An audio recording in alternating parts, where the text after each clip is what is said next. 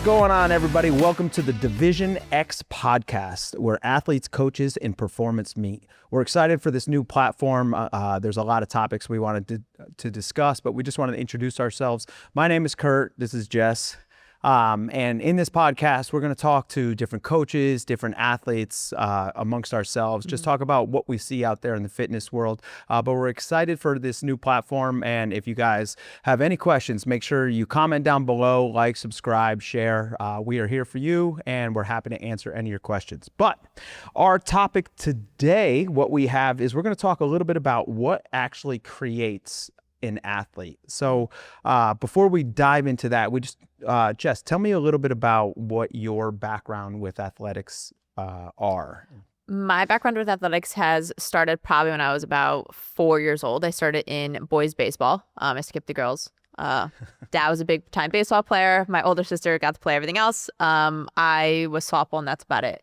So I started with baseball, worked my way up, and I played all year round between probably the age of 6 all the way up until I actually stopped after my freshman year of college. But it was softball between travel ball, high school ball, middle school, summer, winter. That was my main sport that I pretty much focused on. Between that built, I guess you could say, my love when it came to the fitness industry. Just being in the team, camaraderie, the work ethic, the training aspect, everything that came down to it is kind of what helped me, I think, develop to who I am today.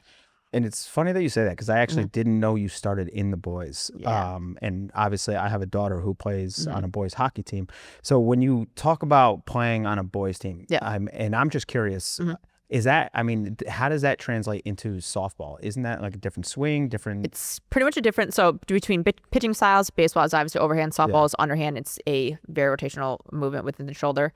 But what it is despite it being kind of a different playing game, it's definitely a much slower game as well. I think it helped me develop my mental toughness. It was, you walk in as a girl being on the field with all boys. It's definitely intimidating. But once you kind of show that you deserve to be there, you earn that respect. And once you earn that respect, I feel like you gain the confidence. And from there, it's easier to go from a male sport into a female sport, knowing that, hey, I've been hit with a line drive, I've been hit with a ball, I've been hit with a pitch. Carter could probably relate between getting checked by a dude. You know what I mean? Yeah, it just builds like not even the physical toughness, but it also builds a mental toughness as well. If you can get through that, transitioning into the female sport, it just mentally, you're walking on there with a higher confidence. Yeah, I mean, and I know we're going to totally throw a tangent here just because I'm interested. And I know there's a lot of people out there who, they feel like they have to pick. They have to pick and choose. Well, I have to do this because my daughter is, so this is the pathway. And it's funny that you say that, because, it's really kind of up to them. And what I found, especially with my daughter Carter, who's 12 now, is it's a confidence thing. And I got this advice from somebody a long time ago. This is especially for all of our athletes out there, is if you don't feel like you're in the right area, well, are you impacting the play in a positive way? Right. And that was the advice that they gave me in terms of her playing with the boys. Is she impacting the play? Is she contributing to the team in a positive way? Or is she shying away just because, she's nervous, she's scared, or she just doesn't feel comfortable? And, I always took that to heart, and I'm like, oh, that's a, great piece of advice. Are you impacting the play? So, sorry. No, I mean, you're honestly completely right, to be honest with you, because like despite being on a team sport, you also have to step back and think of you as an individual. Like you said, what are you bringing to the playing field? Where are your strengths? Where are your weakness? How can you improve as an individual athlete? When you improve as an individual athlete, it makes it easier you work well as a team. But I mean, that was the way I was reflected. Like, despite losing a game or winning a game, even if we won, I don't care if we won a championship, I'm always going to reflect on how I played as an individual. It's just you are as good as you are. The team can't. That's why you're part of a team. It's not an individual sport. Yeah, it's true. It's 100%. So a little bit about my background.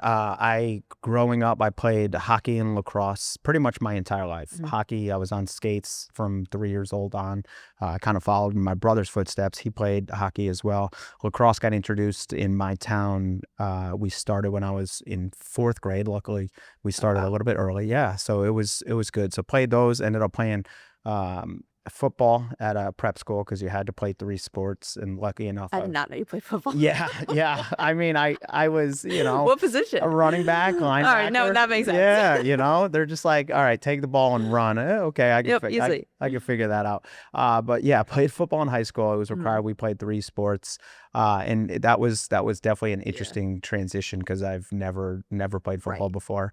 And then was lucky enough to play lacrosse in college, although hockey was my love and my passion. I was fortunate enough to have that opportunity to play in college, which was really cool. But anyway, so I wanted to dive into our topic today, what actually makes a great athlete. And I think you brought up a good point about mindset and what that means for an athlete. So a lot of people have a tendency to see an athlete on the field and like, oh, that kid's great. Right. And the beauty about working here and working with some of the athletes is you get to kind of go inside the minds of some of our athletes.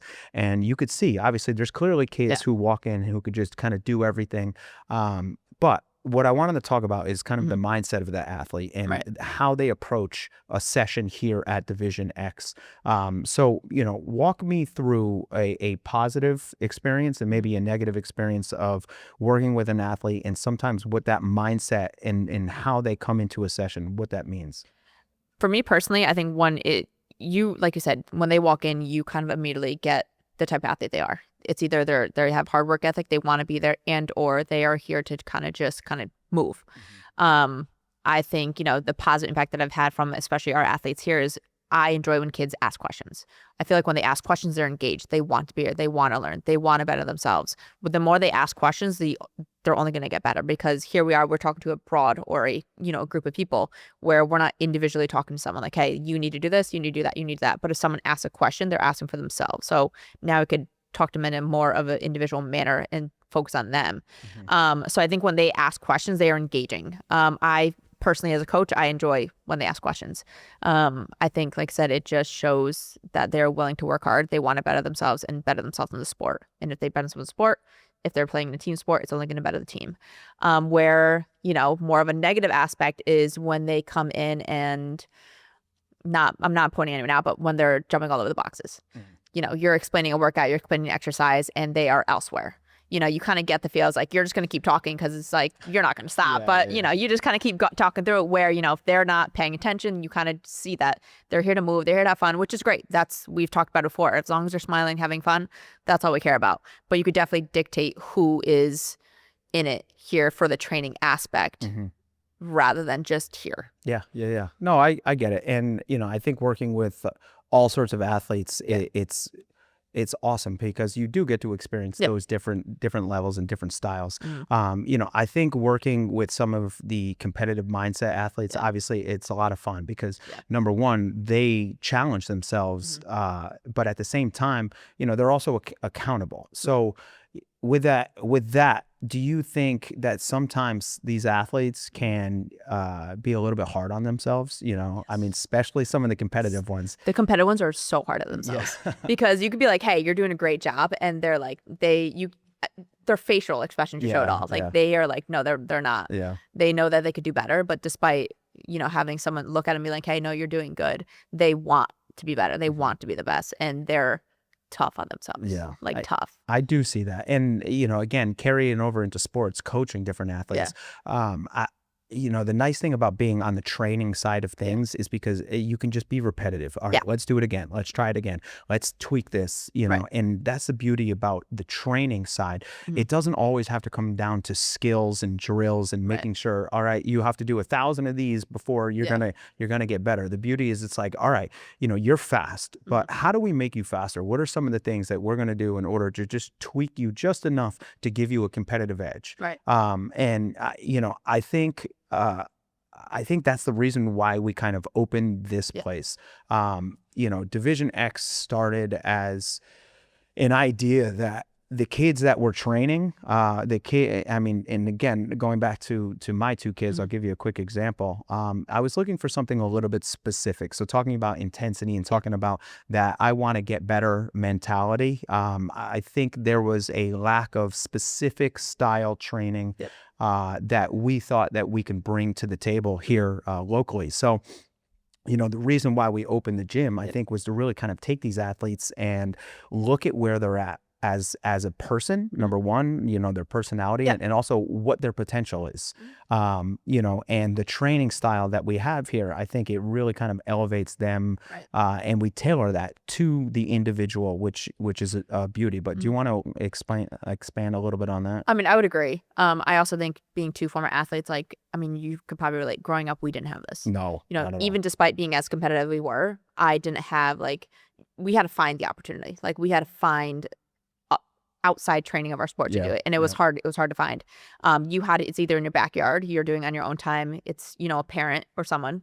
Shout out to my dad. My dad was with me all the time. Shout out.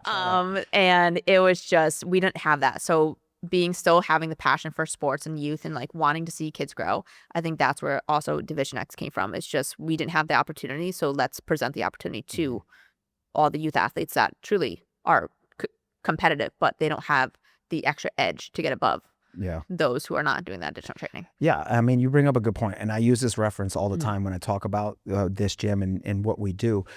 When was the last time you saw a kid climb a tree? When was the last time you saw a kid, skateboard down the street?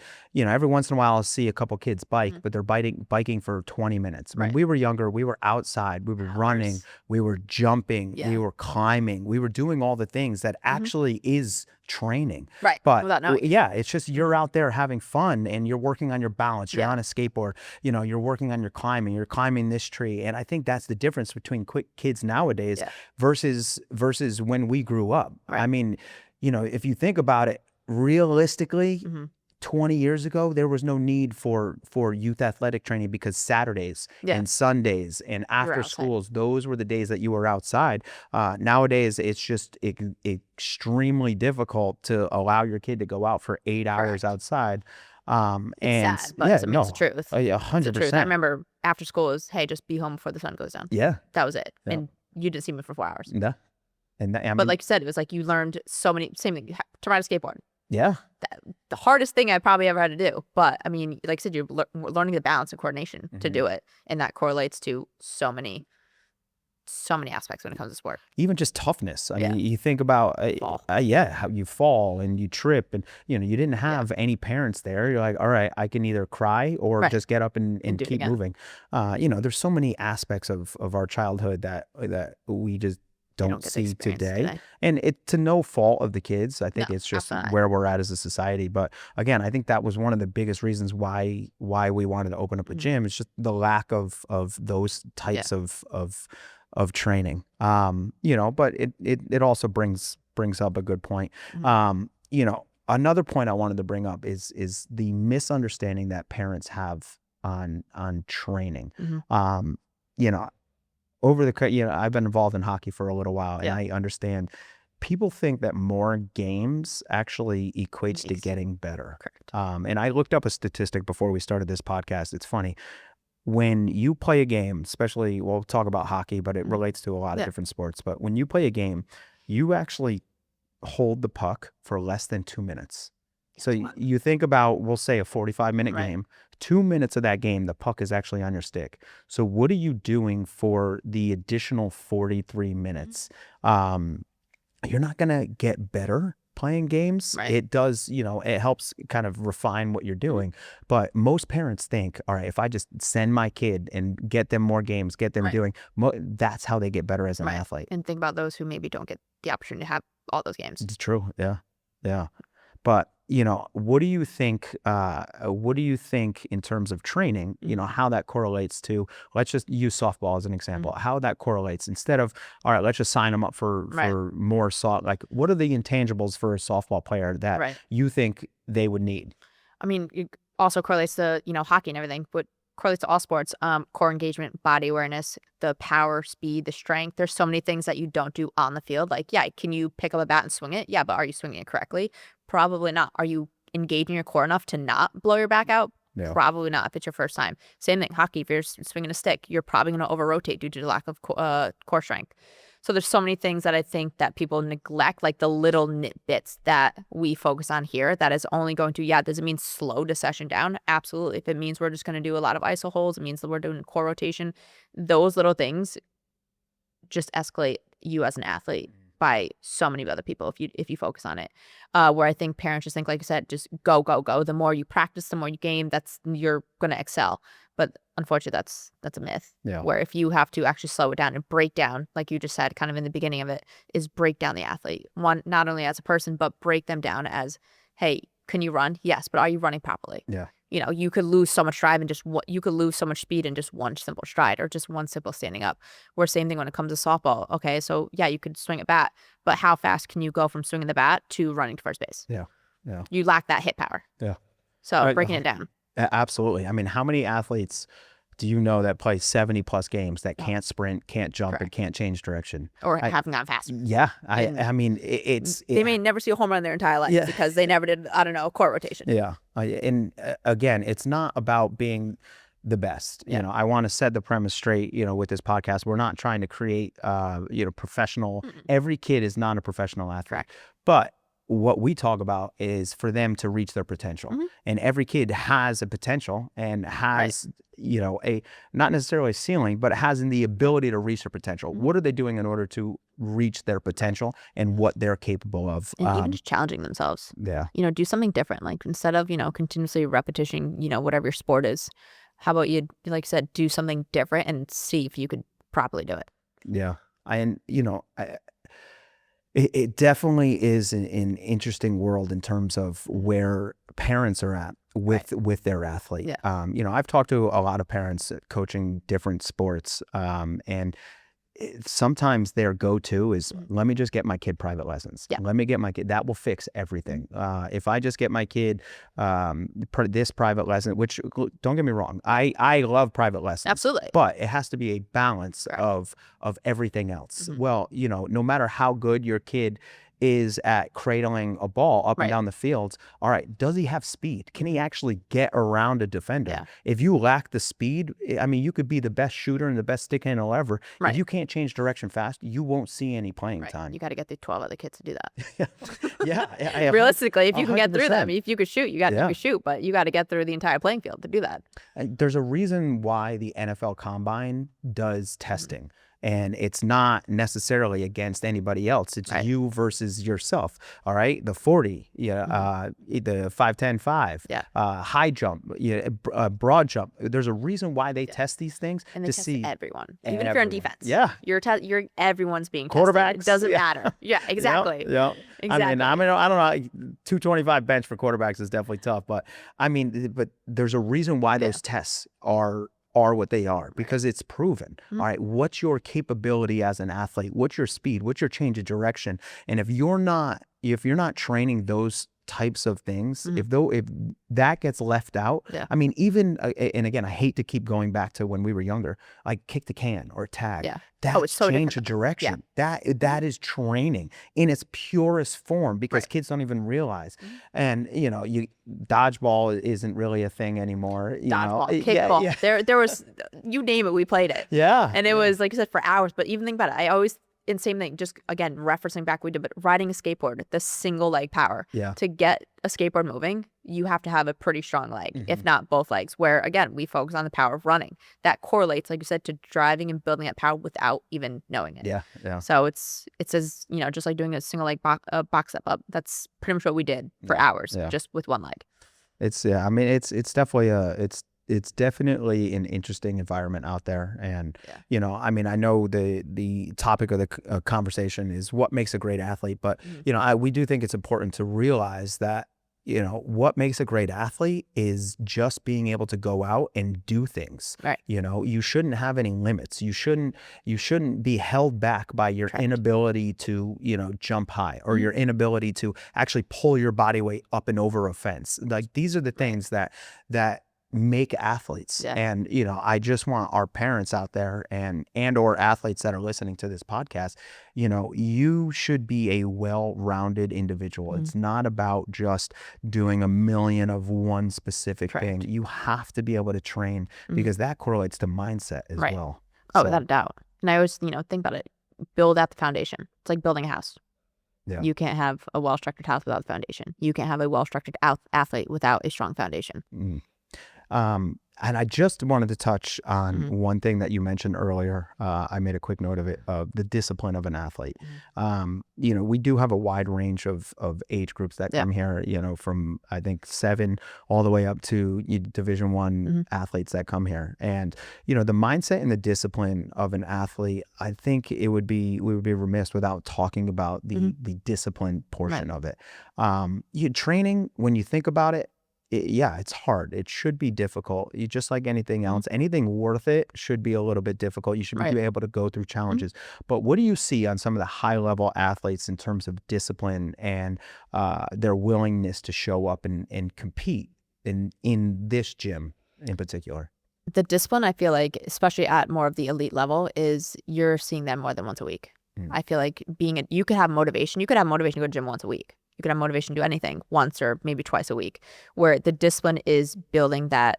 I feel like a well-balanced routine is you're disciplined enough to not only just take your training in the gym, but outside the gym as well. Yeah. You're not just coming to the gym going for an hour and then boom, you're done for the hour. No, you're doing things outside of it. So the discipline is, I feel like you're going above and beyond, not just your training and not your sport, but you are now going into detail. And I feel like even just, more of our elite athletes is, especially talking to parents, they not only is it the athlete engaged, but the parents are engaged. And I feel like that also has a big to do, where especially being young, our younger athletes where, they can't really bring themselves anywhere. They're not driving, but if you have a disciplined athlete, especially as a parent, support them, back it up, and you want to be able to do what you can do. If your parent is pushing you to do it as well, that's only going to make them a better player, where it's like, all right, we're going to go to the gym. Then after that, you don't talk about it. You don't talk about anything else. That, I don't know. Yeah. For me, it's just like, it has to carry outside of the gym. It has to carry outside of these doors. And it all starts with, especially as a young athlete, it starts with the parents. And then eventually, once you embed them, they're going to grow up with that same discipline. And their work ethic, not just in sports, is going to skyrocket. I couldn't agree more. I mean, it really comes down to the individual's willingness to want to try to be better. And again, I understand, sometimes it's hard, sometimes life gets you. It's going to be ups and downs. But when you walk in the doors, it should be a mindset where, all right, I'm here, it's game time, let's try to get better. One other thing I wanted to talk about is coachability. A person or an athlete, and this doesn't have to go particularly in here, but talk about an experience that you had with maybe yourself or another athlete going through sports on what being coachable means. Coachable, I feel like it means to be able to adapt. You should be able to take criticism. You should be able to take it with confidence. Don't break down. Don't think you suck. You're supposed to be able to be coachable. And even to this day, everyone's coachable. Like, you're still being coached. I'm still being coached. We have adults being coached. You should be able to take the criticism and or technique or, some kind of whatever the coach is telling you to do and take it with pride. Be like, okay, they're telling me to do this. Let me do it. You should be able to feel your body awareness. I feel like it all stems with body awareness, where if they're telling you to fix something, you should be able to feel the difference from what you did before that to what you're doing. And I think it just stems from, you should be able to you got to listen as an athlete. Being coachable just means you adapt. I feel like it's just the easiest way to explain it, rather than someone who's uncoachable is they're going to repetitively just do. They're not going to take what you said. They're not going to listen. They're not envisioning what you're saying. They're not feeling the difference, and they're just going to continuously do. I'm not going to say the wrong rep, and not wrong, but like they're going to continuously build that muscle memory that we're trying to break. Yeah. And they're never going to change. And then when they realize they're not escalating is when they become, or maybe they realize they are uncoachable. That's a great point. I think you hit the nail right on the head when you said adapt. I've been coaching youth sports probably, probably close to 10 years now.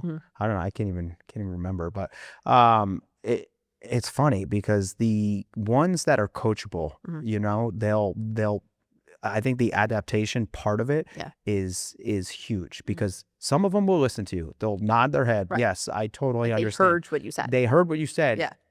and then they'll do the exact thing that you ask them not to do. Correct. So it's wild. As you were talking, I'm like, oh, that makes perfect sense. Being able to adapt. Yeah. I think the coachability aspect of an athlete, are you receiving information? Are you receiving coaching? And if you're receiving it, what are you doing with that information? Are you using it to make yourself better? I mean, because as a coach, you don't just say stuff to say stuff. You say stuff because, again, the potential of that athlete can move in this direction Right. if they just take a little bit of coaching. Right. I think some of the best athletes I've ever coached, every time that you say something, they're receiving it and they do adapt. Right. And it's funny, those same athletes are the first one, when you blow the whistle, are the first one in line. When, you're talking, they're the first one, they're right in front. Are they the ones that are in front of the line when you're starting a drill? Right. Those are the types of athletes that are the coachable athletes. Yeah. And I think what you mentioned at the beginning, the ones that kind of run around, and it's fine. Kids are kids. Right. They're Like, they could listen, yeah. but they could also, are they retaining it? Are they retaining it? Yeah. Yeah. I mean, being coachable is definitely a huge part of your ability to grow. Again, you could be the best athlete in the world. If you're not coachable, guess what? There will be a cap of where you're headed. And I'm sure plenty of those athletes. There's a lot of them. There's a lot of them. I mean, you think about your career as a softball player. Those particular athletes are like, all right, It could even stem from just a ready stance. Yeah. Like you said, that stance, if you're, someone's on their toes, if they're standing upright, you could tell, like, if someone's like lax, I don't know, you could just the way their body acts is, you can tell. I feel like if someone's, I don't know, body awareness. Yeah. Yeah. I'm trying to get the word, but I Yeah, can't no, it's all good. All right, so we got a couple minutes left. I just wanted to ask you a couple questions and get your thoughts on some quick fire questions, if you will. So, what do you think is the most underrated trait in an athlete? Body awareness. Body awareness. Body awareness, because if you don't have body awareness, you are probably not running properly. You probably can't do the basic movements if you are not aware of your own body. You could run with your arms flaring, but if you know what I mean, like, you can't run, you can't jump, you can't. If you don't have that proper body awareness, then it's going to be very hard to excel in a sport. Yeah, that's a good answer. I like that. Thanks. Body awareness. All right, this one's going to be a little bit maybe controversial, if you will. What do you think the biggest mistake parents make in under 10-year-old athletes? That strength training is going to stunt their growth. Oh, I like that one. I feel like that's a myth. That's definitely. I don't feel like it. That's a myth. Yeah. A lot of people are afraid of getting their younger or the youth under, like, weight. And I'm not saying you're going to put a heavy back squat, but it's okay to goblet squat, a dumbbell. It's okay to do box step up. It's okay to do the strength training. Yeah. You want to develop the muscle, not only to just make them stronger, but that's a huge aspect when it comes to injury prevention. Yeah. Where parents are afraid of the strength aspect because of the stunting growth myth. I have heard that, and it's funny because I'm going to combine your last two answers. Yeah. These are things that I tell parents all the time. Well, all right, Johnny and Joey are two different athletes. Johnny can control his body. He knows perfect body position. He's balanced. He's coordinated. Joey, on the other hand, is still learning that balance aspect. Okay. Right. So when we decide what movements to do with those athletes, well, Johnny has the ability to control a loaded weight in a proper manner with safety and control. Yep. All right, Joey, we're still working on that coordination on, all right, let's not collapse the body. Right. I mean, there's so many aspects of those two things where I do believe that myth right there it's massive across the board. Yeah. Massive. People are like, oh, they shouldn't lift weights. All right, well, you're right. Like, what age should they start lifting? They're like 12. I'm like 12. Well, yeah, back it up. I mean, I've seen a lot of 12-year-olds that can't do a push-up, and I've seen some 7-year-olds that are ripping through 30 push-ups in a row. Exactly. So I do think it just depends. It depends on who you are as an athlete, and also, your prior experiences. Have you ever done any style training? Right. Have you ever done anything besides, shoot a basketball 300 times? Exactly. So, that's a great answer. I do like that. Which kind of dove into my next question on what is the most important training age. So you kind of answered that. But I think it just depends on who you are Yeah. as an athlete. I mean, the younger the better. Don't get me wrong. If you're, you could come out, you could be born as an athlete. Yeah. You could start as soon as age of 4. A lot of people probably sooner. But I mean, there's really no, I feel like, age. But I would say the younger the better. Yeah. Don't wait until 12. Yeah, I couldn't agree more. But anyway, we appreciate you guys listening to the Division X podcast. Again, if you want more content, if you have any questions, feel free to comment, like, subscribe, share with anybody that you think would be interested in this podcast. We do have our 1% better tip this episode right here. So every week we'll come up with another tip. But if you want your athlete to get better this year, stop adding games and start adding training. That is our 1% tip for you guys this episode. So we will see you next episode. Appreciate you. Thanks.